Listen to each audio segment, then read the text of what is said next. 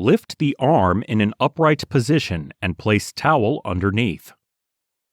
Remove the pre-installed connector by rotating the connector 180 degrees.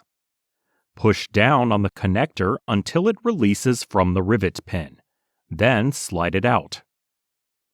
Align the slot on the underside of the P5 connector with the riveted pin and the mounting base of the wiper blade. Snap the connector assembly onto the wiper blade mounting rivet pin.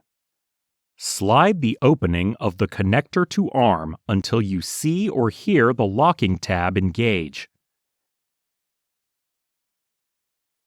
Test to ensure the blade is secure. Place the arm gently back on the windshield and remove the towel. Never let the arm release directly onto the windshield, as this will cause damage.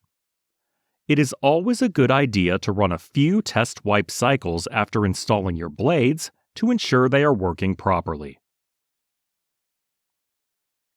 Lift the arm in an upright position and place towel underneath. Locate the locking tab at the center of the arm.